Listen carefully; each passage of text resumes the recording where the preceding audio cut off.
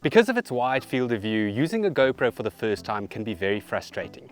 But if there's one thing that 6 years of travel vlogging in Africa has taught me, is that it's all about how you use this little camera, and especially the angles that you choose. So in this video, I'm going to share with you 12 shots that you have to know before you start travel vlogging, starting with the talking head. The talking head shot is the bread and butter of every travel vlogger, and it's basically you talking straight into the camera while holding your GoPro on a small tripod. Whether you're walking in town, on the beach, or in the wilderness, a GoPro is ideal for these shots. You could even use it when you're crawling under rocks, going up in a helicopter, or running a race. For best results, I typically keep my arm locked and fully extended. Wow, this is so beautiful. I just heard a fish eagle calling in the background, and I can hear the rapids of the water as well. So stunning. Next up is POV or point of view shots. Instead of filming yourself, you flip the GoPro around and show the viewers what you see. This is great for hiking or walking through interesting places, or when you're doing cool activities like a Mokoro ride in the Okavango Delta. And remember, you can keep talking when you take these shots. Let me show you. You can see it's almost like these big crater-like structures, and basically the elephants come down and you can actually see where they've used their tusks to actually dig out some of this mud. The third shot is filming yourself driving from inside the car. Because of its wide angle, this is where the GoPro really shines. Use a sucker mount to fasten it to the windscreen, and remember to choose the right angle for your setup. It could be you in the middle when you're driving alone, back towards the passenger seat if you've got company, or back towards your window if you'd like to show a little bit of the outside as well. Be careful not to place it too close to the steering wheel or support handles that might obstruct your view. And if your car is very noisy, remember to close the windows when you record. We had such a lovely morning exploring and seeing all those elephants and the lions, but this afternoon we are going to head in a different direction. To complement your inside of car shots, why not take a few on the outside while you're driving as well? Fasten your GoPro to a selfie stick and poke it out of the window to capture the back of your car, especially when you're driving in dust or beautiful light. Or capture the front of your car when you're driving on a really gnarly road. I also use a super clamp and extension pole on my roof rack to get a unique bird's eye view angle when I'm driving through very scenic terrain. And remember, you can turn your GoPro around as well to capture someone driving behind you. Another option is to use a GoPro sucker mount, which you can fasten to the side of the car or the windscreen on the front.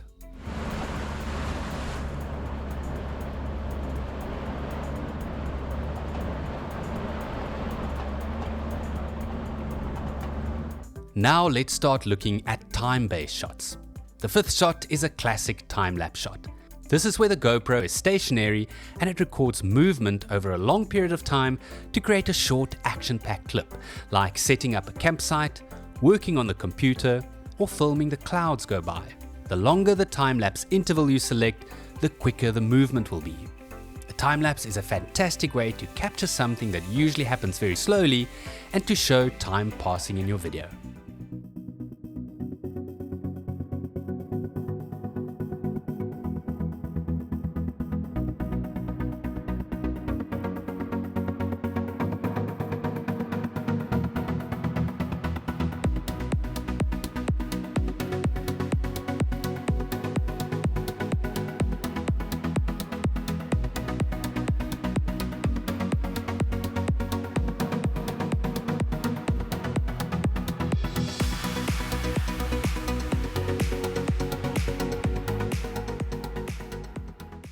The next time-based shot is the hyperlapse. This is where the GoPro is actually moving while it's recording a time-lapse. So the result is an awesome and smooth fast-forward effect that I typically use for fillers when I'm going from point A to point B, or when I'm driving in really beautiful places. Don't be shy to use creative angles or to use it in unexpected places like a grocery store.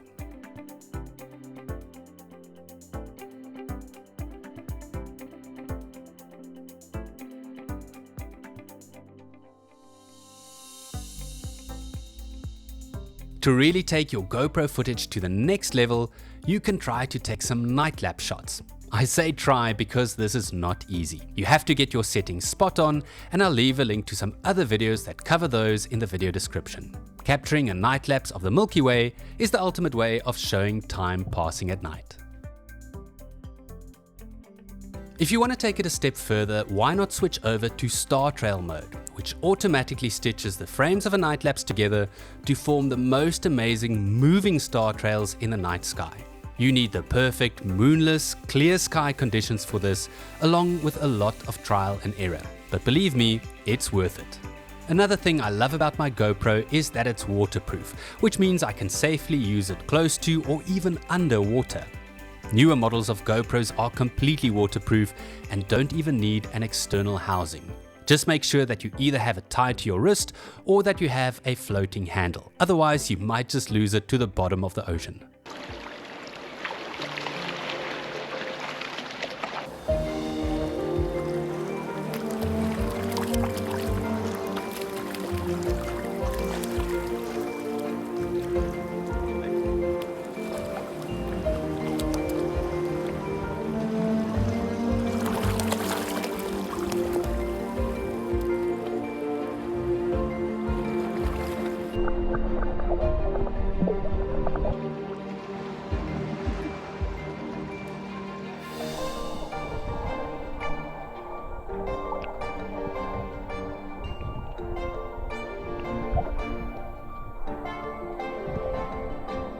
Arguably the most useful thing about a GoPro is the fact that you can use it in so many creative angles, fastening it to everything from a bowl filled with water to the underside of your car to show how hard your shock absorbers are working.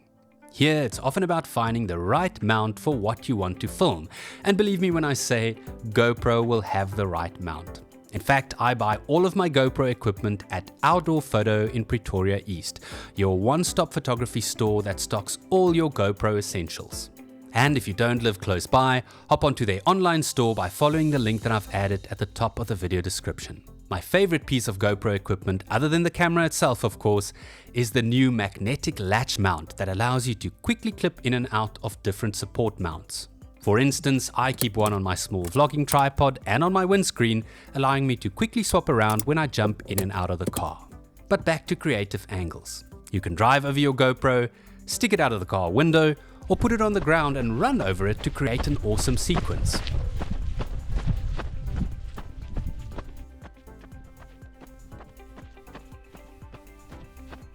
Second to last is the drone-like shot, where you basically lift your GoPro as high as you can to get a top-down angle. For this, I typically use a very long selfie stick or an extendable pole.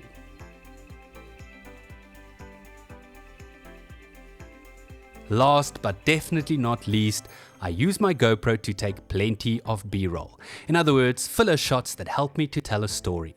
Often it means simply popping the GoPro onto a tripod to get a passing shot, or even flat on the ground if necessary. It's so light and easy to move, making it the perfect B-roll camera.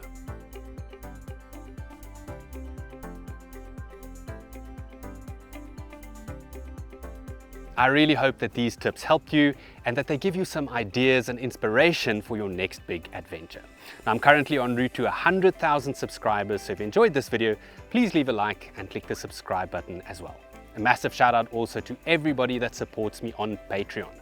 My patrons are nature-loving people from all over the world that make small monthly donations in return for some rewards, which include things like behind-the-scenes footage, early access to my videos, as well as mentions in the video, like Simon Wakenshaw. If you want to learn more, go and click on the link at the top of the video description. Happy travel vlogging, and until next time.